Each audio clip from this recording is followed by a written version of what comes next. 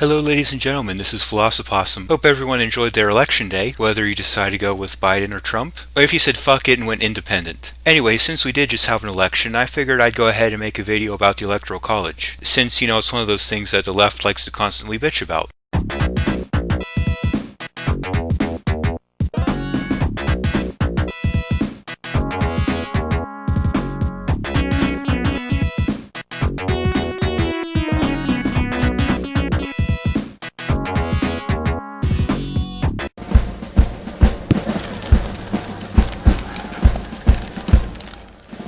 While we resist Donald Trump, we also need to make sure our democracy doesn't ever again elect a candidate who loses the popular vote. Unless, of course, it's a Democratic candidate, I'd imagine. I love how the Electoral College has been around for over 200 years, and all of a sudden people start having a problem with it when a candidate they don't like gets elected.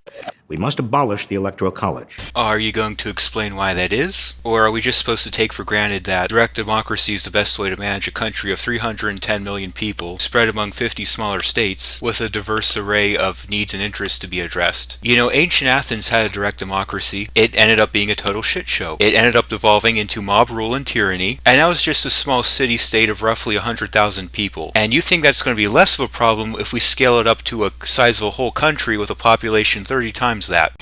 Now, as you probably know, the Constitution assigns each state a number of electors based on the state's population. The total number of electors is 538. So anyone who gets 270 of those electoral college votes becomes president, regardless of the popular vote. Yeah, and there's a reason for that. You see, conservatives and libertarians are often told by left-wingers that we don't understand basic civics. If you've ever tried to explain to a left-winger why taxation is theft, or why the government doesn't have the right to do what they advocate for, they'll often accuse you of not understanding basic civics. Which is funny, because a lot of these people who advocate for abolishing the Electoral College seem to not understand basic civics. You see, the reason the president is decided by state electors rather than the popular vote is basically a matter of ensuring proportional representation. You see, implementing a federal system like ours comes with some challenges, in particular addressing the balance of power, not just between states and the Fed, but between states and each other. The people who founded this country foresaw that deciding the president based on a popular vote could put more populous states at an unfair advantage. So to try and level the playing field, the founders created a system where each state would be given a certain number of electors proportional to their population. This basically ensures that no one state or handful of states have too much influence in the outcome of an election. You see, the Electoral College serves a similar purpose to the Senate. As I'm sure most of you are probably aware, our country's legislative branch has a House of Representatives and a Senate. And while the number of representatives each state gets in the House is proportional to their population, in the Senate, each state gets the same number of senators regardless of population. The purpose of this is basically to ensure that every state, all 50 of them, no matter how small, wealthy, or populated they are, have at least some sort of a way to have their interests represented in the federal government. It basically boils down to an issue our country's been dealing with since its founding: the balance of power between larger, more populous states and smaller, less populous states. And the Electoral College, just like the Senate, is there to basically try and maintain this balance. Now, we could of course debate and discuss how effective the Electoral College is at achieving that end. I do understand people's grievances with the Electoral College. It's far from a perfect system. And of course, I do think some tweaks or adjustments to it could be open for discussion, but what's not open for discussion is whether or not we have a system or institution in place to basically ensure that all 50 states get fair representation in the federal government. Anyone who doesn't understand why that's the case is simply ignorant of politics and history.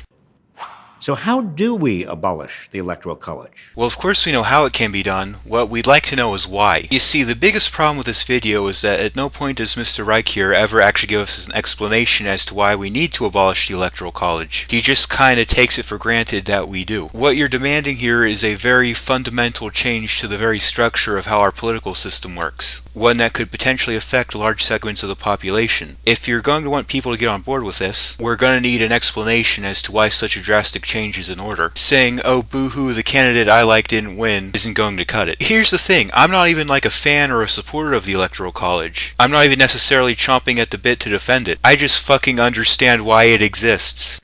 Amending the Constitution is very hard. I'd imagine there's a reason for that. It's the document that outlines the core structure and functions of our government, and it sets the foundation that literally all U.S. law is based upon. I'd imagine that's probably not something you want people just to be able to tamper with on a whim, just saying. requiring a two-thirds vote by the House and Senate, plus approval by 3/4 of state legislatures. So remember how just a moment ago I mentioned the issue of balancing power between more and less populated states? This process for amending the Constitution is another example of that. But we can make the Electoral College irrelevant without a constitutional amendment. Yeah, why go through the proper legal legislative channels to have the change that we want made when we could just circumvent all that using some loophole? You know, a lot of these same people who advocate for abolishing the Electoral College are also a lot of the same people who complain about rich people using loopholes to avoid paying taxes. Well, I guess legal loopholes are just fine as long as it's the left using them. And the fact that they feel the need to go through some sort of loophole instead of going through the proper legislative process kind of tells me that they're aware that what they're advocating for is a bad idea and nobody would be on board with it. Because if doing away with the Electoral College really was this brilliant idea that they think it is, they'd have no problem getting the support they need to push it through the legal process and wouldn't have to turn towards these underhanded tactics. Here's how.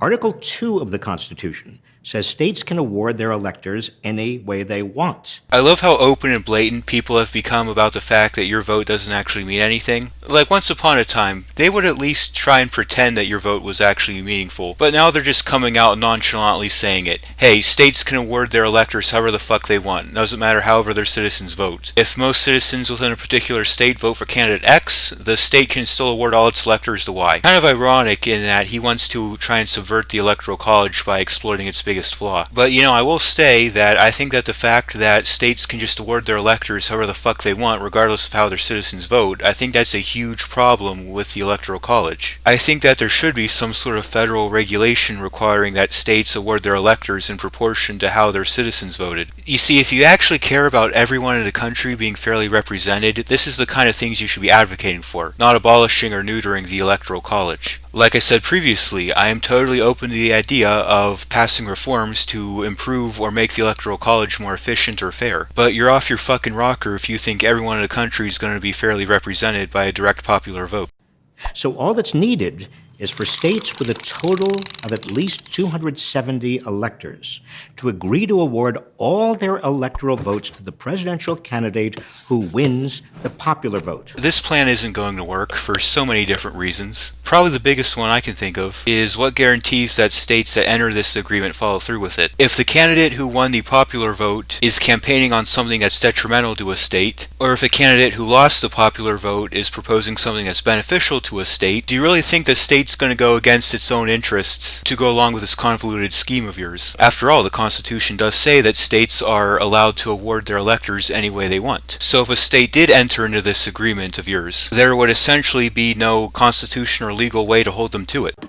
If they do that, then automatically the winner of the popular vote gets the 270 electoral votes he or she needs to become president. Wonderful. Now all someone has to do to become president is just campaign in a handful of heavily populated areas, and then boom. You know, we already get stuck with complete fucking morons on the ballot, and you want to make it easier to become president? Already 10 states and the District of Columbia have passed laws to do exactly this. Yeah, notice how they're all densely populated states with major urban areas? You think there might be a reason for that? Awarding all their electoral votes to the candidate who wins the popular vote as soon as the 270 elector goal is met. Yeah, good fucking luck getting states to award their electors to a candidate who's not campaigning in their interest. Has this guy taken like 5 fucking minutes to think through how this shit would actually go down? Like, I'm not even an expert in political science the way this Robert Reich guy is, and even I can see all the glaring issues with this bullshit.